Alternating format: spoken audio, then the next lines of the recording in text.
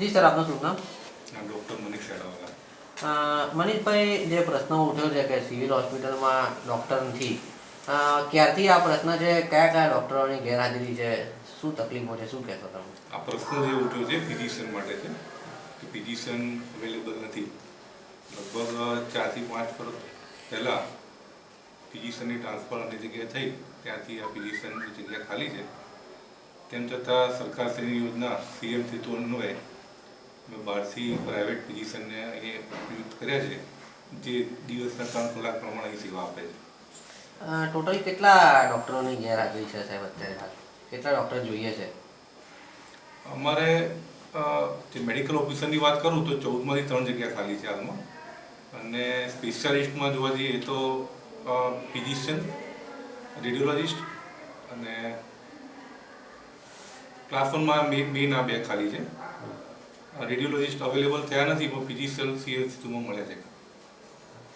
Sir, ખાસ કરીને orthopaedic એક્સિડન્ટના case આવે છે ત્યારે પણ ઓર્થોપેડિકમાં સીએમ સેતુમાં અન્વયે અમે લોકોએ ડૉક્ટરને રાખ્યા છે, જે પણ દિવસના 3 કલાક પ્રમાણે સેવા આપે છે આપણે. કયા ડૉક્ટર છે ઓર્થોપેડિકમાં? ઓર્થોપેડિકમાં ડૉક્ટર ઘનશ્યામ સોઢા આવે છે. એની કરોડોની હોસ્પિટલ છે, એ જ સેવા રહે?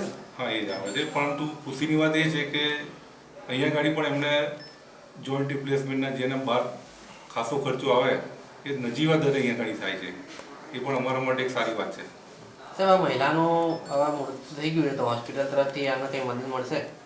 ના, આમાં સરકારશ્રીની એવી કોઈ યોજના હોતી નથી કે ભાઈ કોઈ પણ દર્દીના મૃત્યુ પછી વળતર મળી શકે. सर, हिंदी में 1 मिनट राज्य चालू रखें। जी सर, बताइए कि ये जो अपने यहाँ डॉक्टर्स की कमी है तो क्या कहना चाहिए, कितने डॉक्टर्स हैं अवेलेबल और कितने नहीं है सर? कौन कौन से हैं डॉक्टर्स? ज़्यादातर डॉक्टर अवेलेबल है, लेकिन एमबीबीएस में जो मेडिकल ऑफिसर की बात करते हैं तो 3 डॉक्टर की अभी कमी है, और स्पेशलिस्ट में फिजिशियन और रेडियोलॉजिस्ट की कमी है. अन्य जो डॉक्टर है ईएनटी सर्जन, ऑर्थोपेडिक की कमी थी, लेकिन लास्ट वीक में वो भी नए डॉक्टर अपॉइंट हो गए हैं तो वो भी ज्वाइन करेंगे. तो वैसे ज़्यादा मेजर इश्यू नहीं है. और सर, जो यहाँ पे बाहर एजेंट फिरते हैं बाहर दूसरी अस्पताल में ले जाने के लिए, प्राइवेट हॉस्पिटल में, तो उसके बारे में क्या कहना है आपका?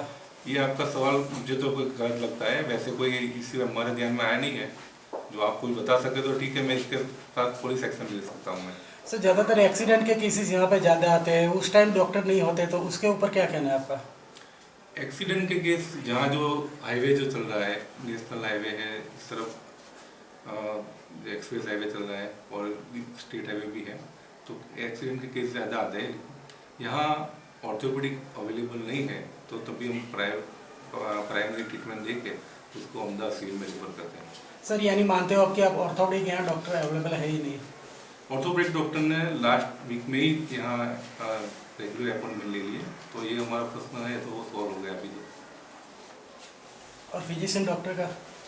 फिजिशियन के लिए हम लोगों ने गवर्नमेंट ने रजूआत कर दी है, और गवर्नमेंट से मिलेगा तब तक के लिए सीएम सेतु में 3 घंटे के लिए उपलब्ध है हमारा. परमानेंट डॉक्टर कितने साल से नहीं है सर?